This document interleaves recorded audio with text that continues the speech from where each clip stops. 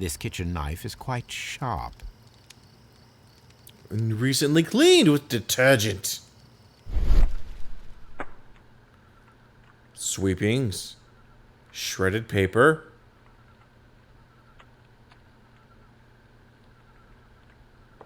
There are pieces of shredded paper scattered over the table.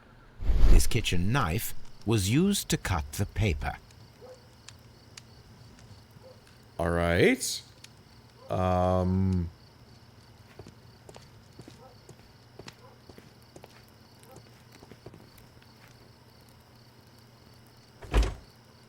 So, that's the view Mr. Turner had when he opened the window. The dead body of Kenneth Butler. Brian Vercotti's contorted corpse. Mr. Turner had a perfect view of the crime scene. He saw the bodies clearly, and Leighton Chapman standing over them. Ryan Turner. Anything else you would like to know, Mr. Holmes? Not right now. I must use my imagination, unfortunately, as there are not enough facts.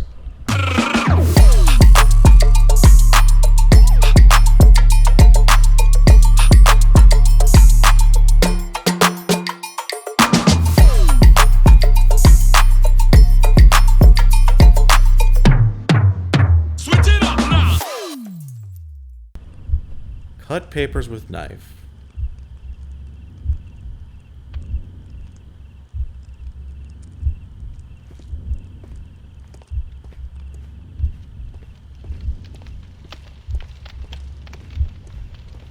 Rouse from bed.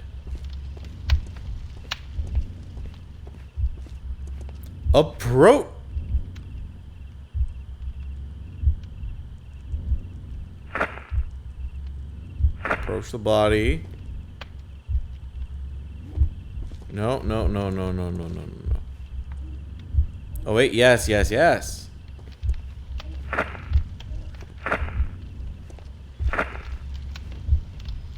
Let's watch this sequence. Fast forward.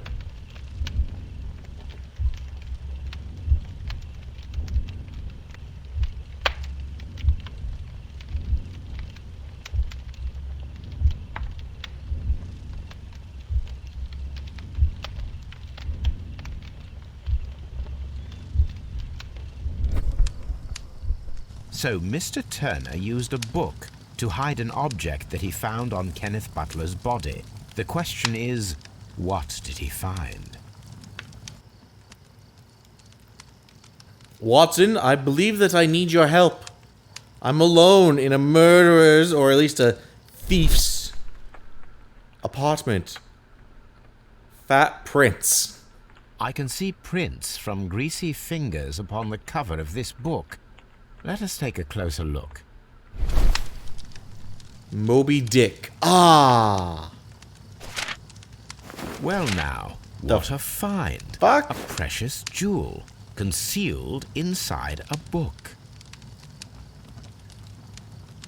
A bracelet with a unique ram's head design, a distinctive feature of ancient Grecian artifacts, probably of the Hellenistic era. Then smack right over the head.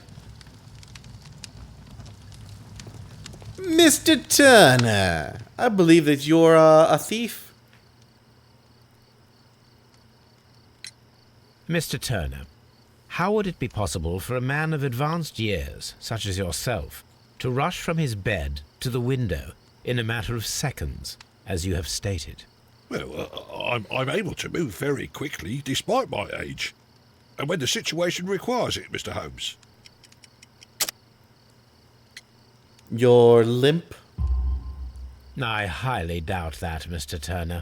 I observe that you suffer a severe limp due to your injured right leg. It would have taken at least 10 seconds for you to approach the window. That means you could have easily missed something or someone in Half Moon Street during that time. You're right, Mr. Holmes. I could have missed something. But it did seem to me that everything happened so quickly.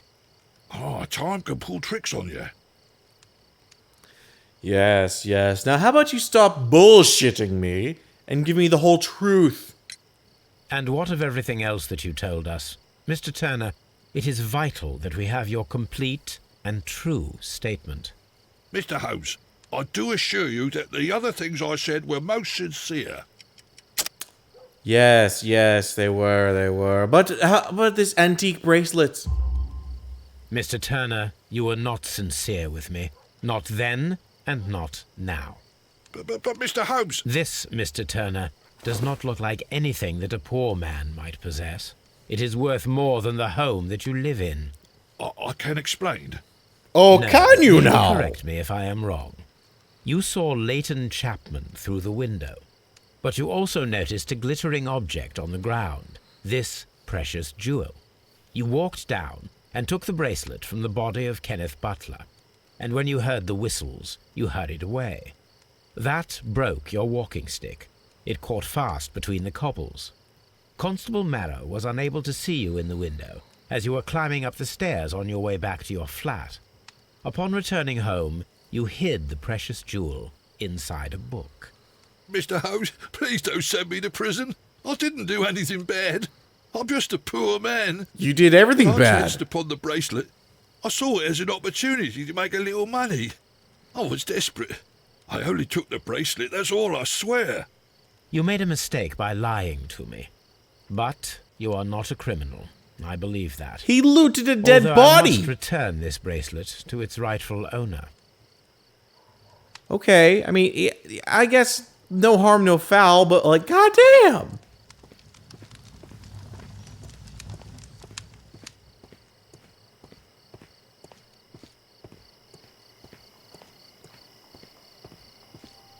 Constable.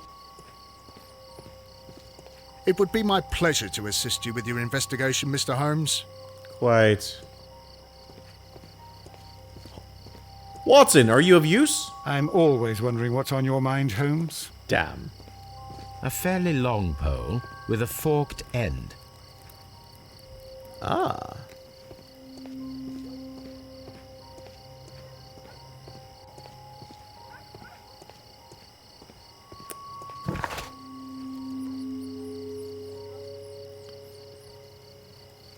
All right.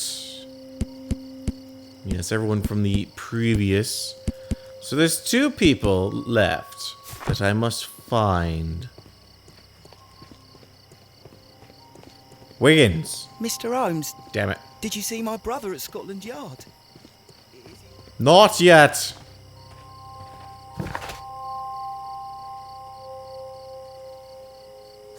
I shall go to Scotland Yard and then to Baker Street.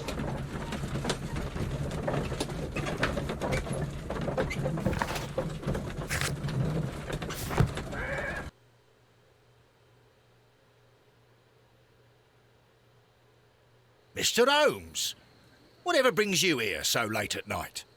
I'm interested in the case of young Leighton Chapman. He was arrested earlier this evening and accused of a double murder. I beg your pardon? That case is quite clear to the police. Or are there any new facts that we don't know about? Plenty of new facts. Who knows, Inspector? Look, you are free to investigate, of course, Mr. Holmes. Chapman was arrested with a revolver in his possession, which you can find in the evidence room. The suspect himself is in custody. Did you find anything else on his person? A few personal belongings. Nothing particular, Mr. Holmes. Thank you, Lestrade.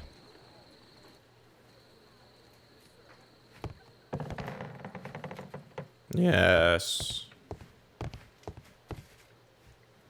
Jesus. Recruits wanted. Interesting. Let's look at his belongings first. First and foremost, let us see if this revolver has been used lately. So this is the gun that Leighton was holding when he was caught by the police. It is a Webley revolver, a reliable weapon. It seems as though the shells were not removed from the cylinder.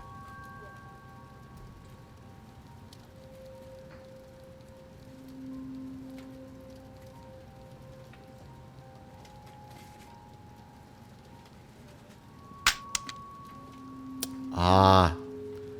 2 shots fired. 2 out of the 6 shells have been fired. There were 2 shots. It is not looking good for him. These cigarettes are filled with cheap tobacco. Nothing interesting. A cheap watch, bought with his own money, no doubt.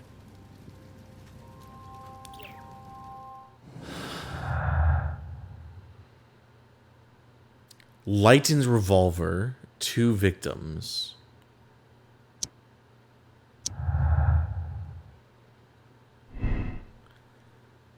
Turner could hear the contrast between 2 fired shots as they were made from different points in Half Moon Street.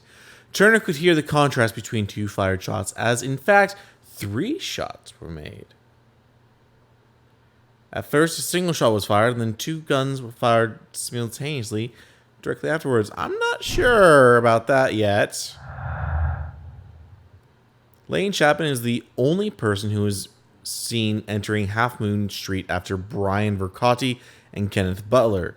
He was seen standing over the dead bodies, escaping after the crime scene shortly after.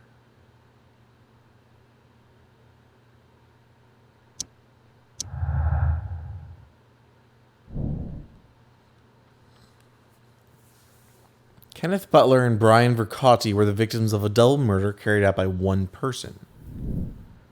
All right.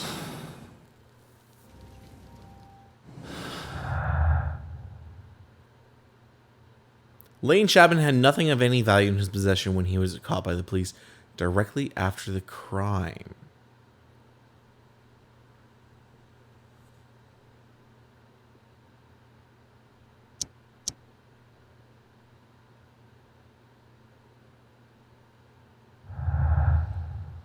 I'll have to think about this later. Onward to see about Mr. Chapman. Mr. Holmes? Please escort this suspect for interrogation. Good evening, Mr. Chapman. Who are you? I've got nothing to say. It's all a mistake. Calm down, Leighton. I have come here to help you. To find out if you truly are innocent, as your younger brother Wiggins has told me. My brother? You know him? Then that means you're... Sherlock Holmes. Oh, blimey. All right, Mr. Holmes. I'll tell you everything. Good. Don't lie to me either. I hate it when people lie to me thinking they can. It's insulting. A deep scar. Oh, he got into a recent fight.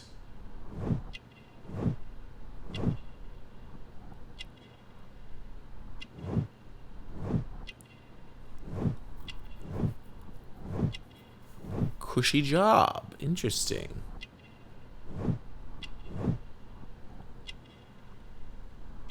Oh. Look at that. What is your story? Good. Tell me your account of what happened. I left my work and I hurried up to see the fireworks in Whitechapel. I was late, so I decided to cut through Half Moon Street. I saw the first fireworks light up in the sky. I bumped into a constable on a corner before entering Half Moon. Then suddenly, what with all the firework flare, I saw 2 men. They were both lying flat in the middle of the street. I stopped where I was. I thought about turning back to the police, but as I was thinking of that, I saw a third person. He was leaning over the body that was furthest from me. The second I saw him, he raised his head and he stared at me. In a flash, I saw his gun, but he made a dash for it instead and he escaped through Whitechapel Street.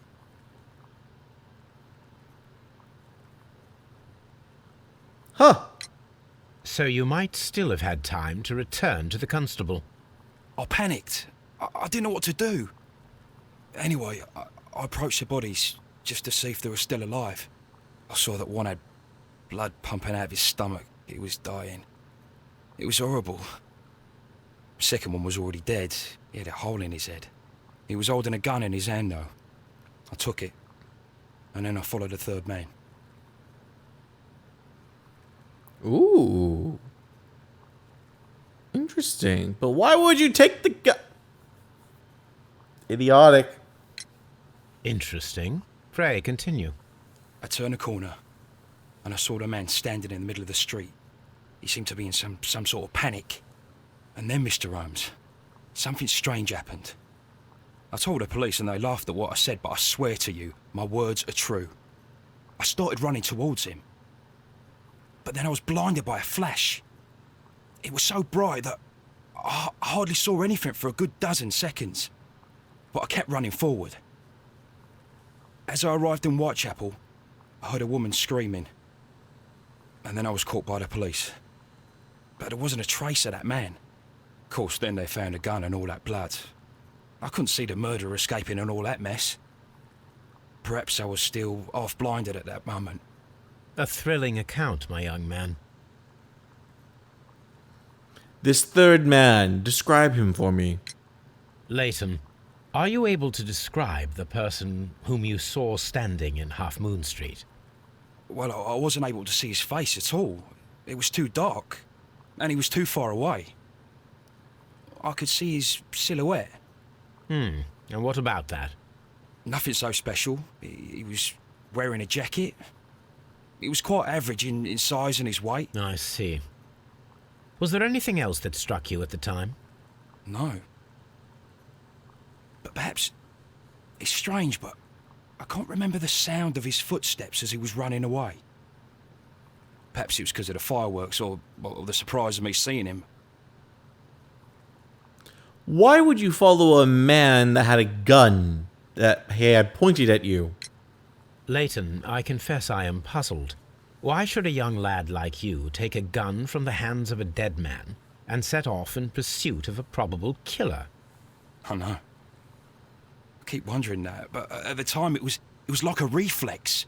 A criminal ought to be arrested, and he was armed. You were willing to risk your life.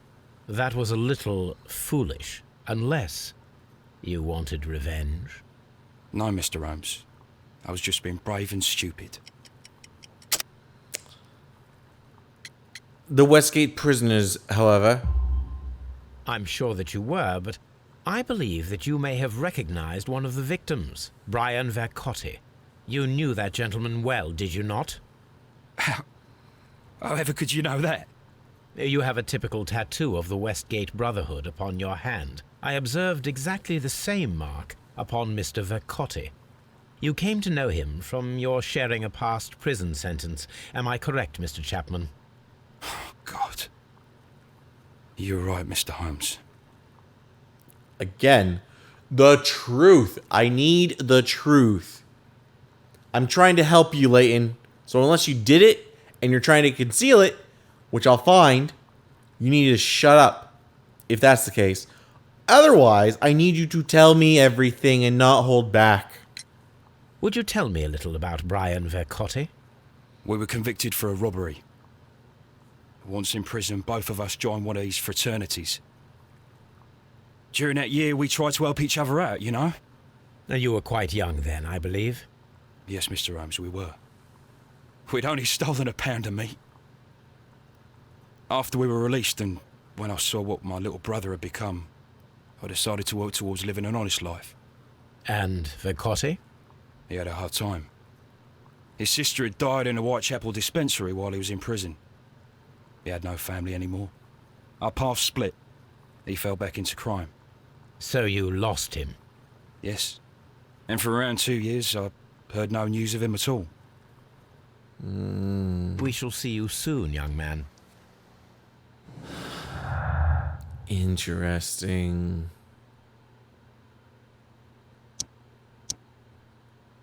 No.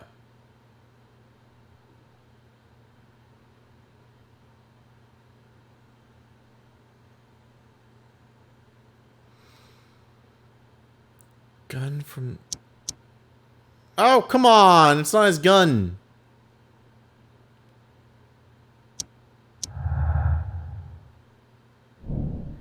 The person whom Lane Chapman describes in his statement is a figment of his own imagination created to vindicate himself. I doubt that. I doubt that.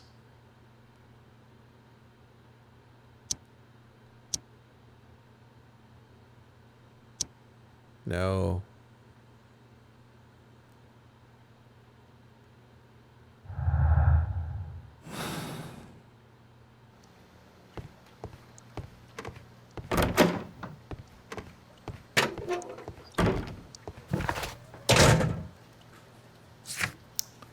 Well, off to Baker Street, I suppose.